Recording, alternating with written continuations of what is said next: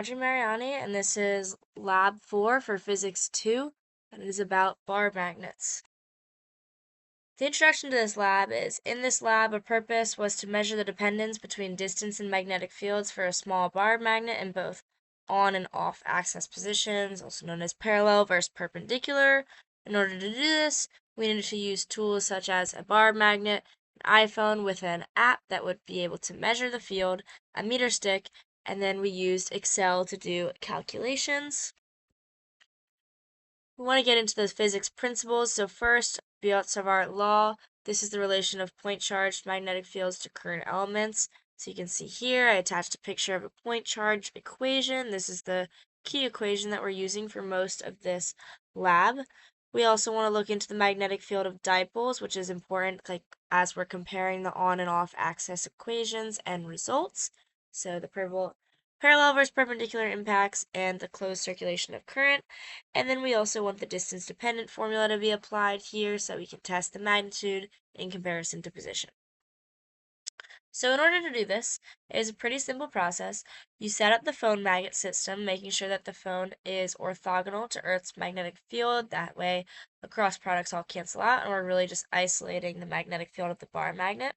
And then you want to determine the location of the magnetometer on the phone so that we can then, third, accurately measure the distance between the magnetometer and the bar magnet. And then put it into Excel and use Excel to graph it, find the relationship, and apply that to the equation. So as you can see here is my data for the on-axis equation. You can see that is a pretty linear, our data is pretty accurate, pretty linear representation of the relationship. And then we're also given our equation, y equals -3 for 1.2x minus 17.608. We're using that y-intercept slope form in order to really get that. And the results from that is we see a linearized dependency between distance and field, like I just said. And then using the equation of the y-intercept formula, we're able to find n is equal to the slope, which is -3.412. K is equal to the y-intercept. No, ln k is equal to the y-intercept, so -17.608. And then to put that into terms of k, we have 2.254 e to the -8, meaning that the dipole moment is 1.127. And then off axis, here's our data as well. You can see it definitely reflects something a little different than what we saw in the last one. This is because here, then we go into the coding aspect of it. We used it to represent how it should be in terms of both perpendicular and parallel using the dipole equations we see down here.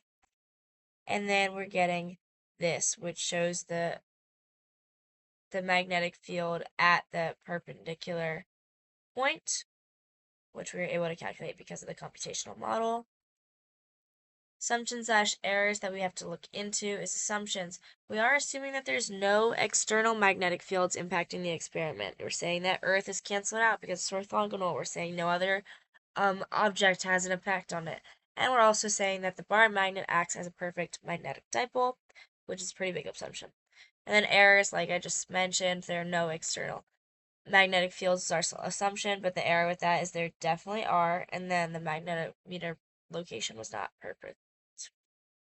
And then concluding observations, two things that we want to really make sure we know is that when we're far away from the magnetometer, it measures an almost zero value for magnetic field in the x direction, and then as it moves closer, the magnetic field increases. So once again, going into that negative linear dependency. And then discussion questions. If we hadn't compensated for magnetic north and instead placed meter stick at an intermediate angle relative to Earth's magnetic field, then it would interfere with the measurements and skew the result of the lab because of the cross product, like I mentioned earlier. And then if we connected two identical magnets end to end and repeated the experiment, it would double due to the superposition principle aspect of magnetic fields, but the direction overall would stay the same.